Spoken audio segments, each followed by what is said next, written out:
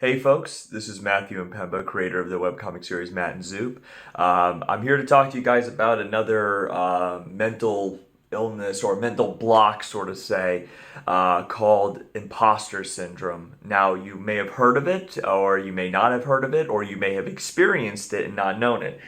So what Imposter Syndrome is that let's say, for example, you're going you're going to start a new job, and you've been doing the job for a very long time, and you've been taking on the responsibilities of the job you want to kind of jump into because you want to learn before you jump into it.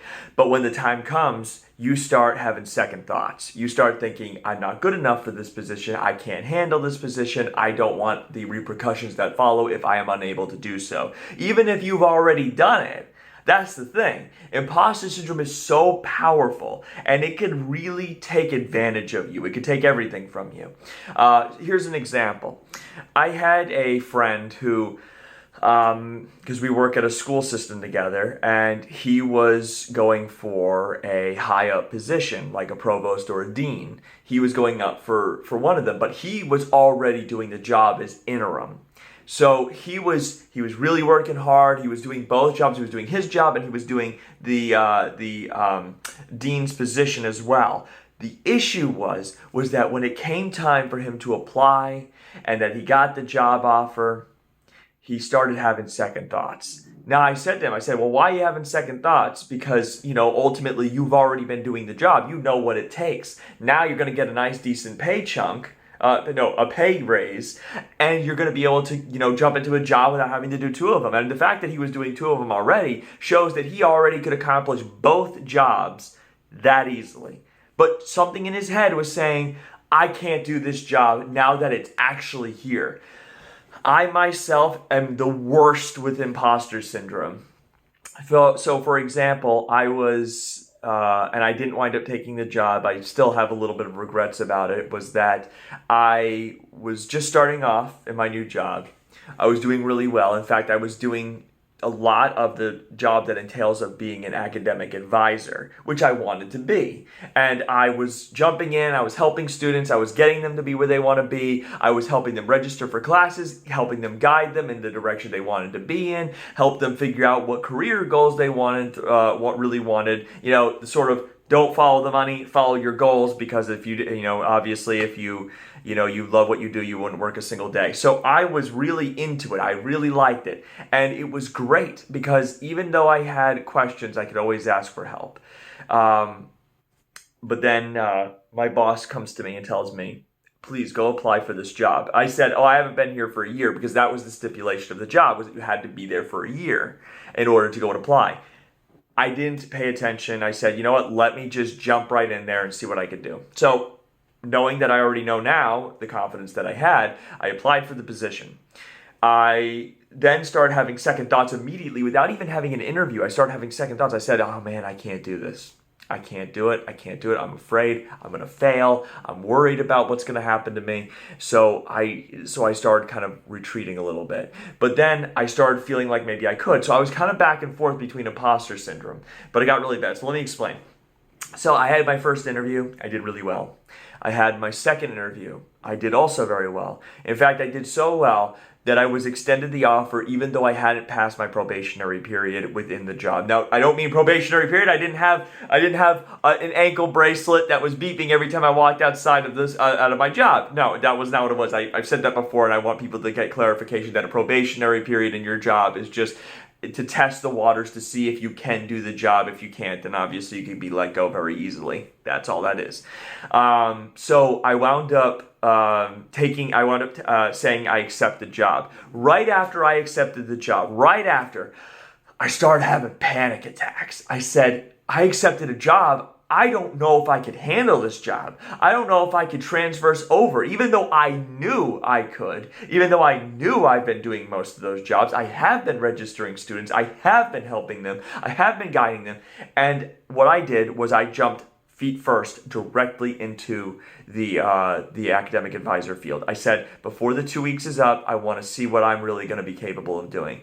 But my imposter syndrome was so high that I literally could not focus. I was talking with students, and it was like I was rambling. I didn't know what I was talking about. And the fears and the doubts and the insecurities that come with imposter syndrome stopped me from believing in the goals that I knew I could do. In fact, I had a student who said that I helped her so much. She was so appreciative that she even said I'm going to become a great advisor, and she was very excited to continue working with me. 2 weeks in, on the very last day of the 2 weeks before I transitioned to my new job, I had a breakdown. The imposter syndrome had taken over me. It had taken over my mind. It made me so uncomfortable, so unhappy. I was waking up every moment of every night thinking, there's no way I could do this. Those insecurities created anxiety, and that anxiety fed into my mind and created an even stronger imposter syndrome that made it feel though, even though I knew I could do the job, that I was not applicable for it, that I shouldn't be in here. So, unfortunately, I wasn't able to beat the imposter syndrome, and I wound up going to my boss and saying, I can't do this. I want to back away. So I withdrew my resume, my cover letter. I withdrew everything, and I withdrew my candidacy for the position, and I gave it to the runner-up. I have regrets. I do. I really do. But I'm not going to live in regrets. Obviously it's easier to say now that I'm like a little bit, it's been about a week now since that happened. But it's just, to me, is that imposter syndrome creates such negative pathways in your brain. In fact, it's actually incredibly bad. And if it's left untreated, or if you don't speak to a psychiatrist about it, or you don't get the mental help that you need, imposter syndrome can control your life. It can control that you can't move forward. You can't achieve your goals because you're so afraid of the what if. And I'm here to tell you that the imposter syndrome is so strong. Now, this is not something that, we want to say all the time, but it's the truth of the matter, is that more often than not, we have what we call failing upwards. So even if you don't think you're applicable to the job, look at how many people with high-paying jobs that have no idea what they're doing. How many people that get into supervisorial roles that literally couldn't supervise themselves. I mean, that's, obviously I'm being a hypocrite because look at what I did to myself. But here's the thing too. If there's a difference between imposter syndrome and loving the job that you applied for. If it's a job that you were unsure about before you applied for the job, then more than likely you probably didn't want that job. You really have to have your heart and soul into the things that you decide to do. Other than that, you should be happy with what you got. Unless the job you have now is more miserable than the job you're going to have later. But that's not just imposter syndrome in general. That's just in the workplace. But imposter syndrome can work for anything. I have a friend who is a boxer. And he has incredible anxiety when it comes to big crowds. And that anxiety fed that imposter syndrome. So he was a tough guy. He was jacked. I mean, this guy was great. He was a great fighter. He fought in the gym tons of times. He's knocked out opponents. I mean, he's been very good at what he does.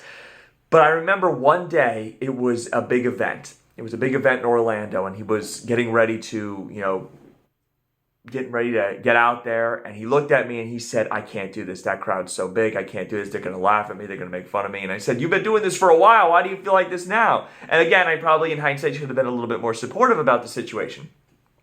His anxiety got so much of the best of him.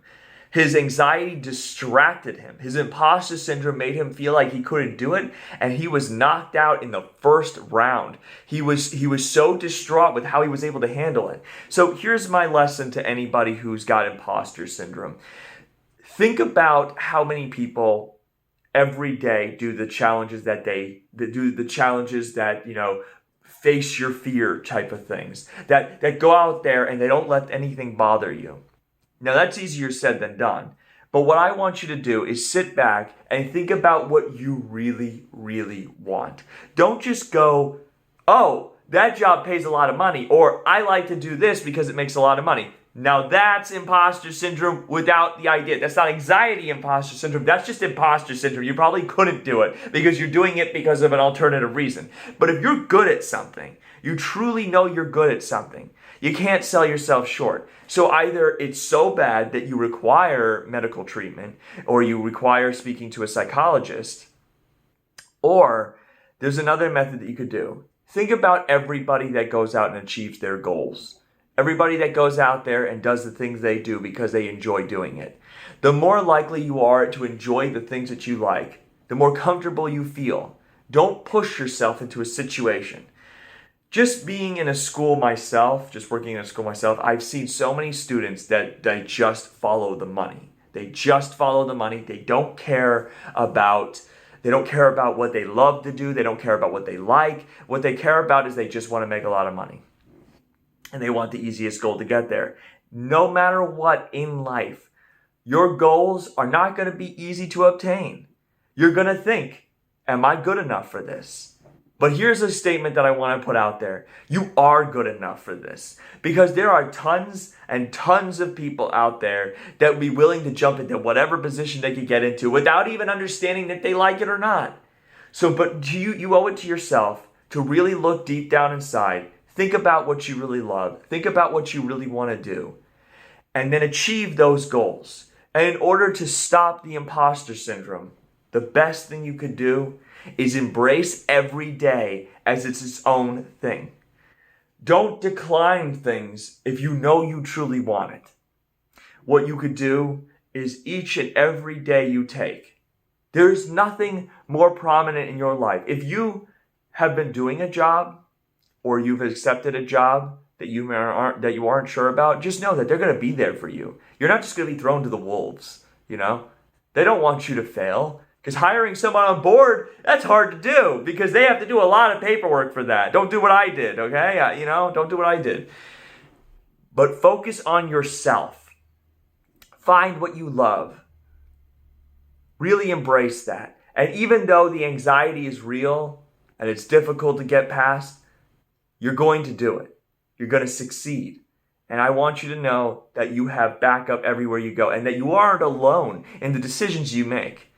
There are tons of people who reject jobs after accepting them. There are tons of people who get involved in jobs they can't do. But you know what? They do it anyway. They wake up every morning and they're willing to challenge the unknown.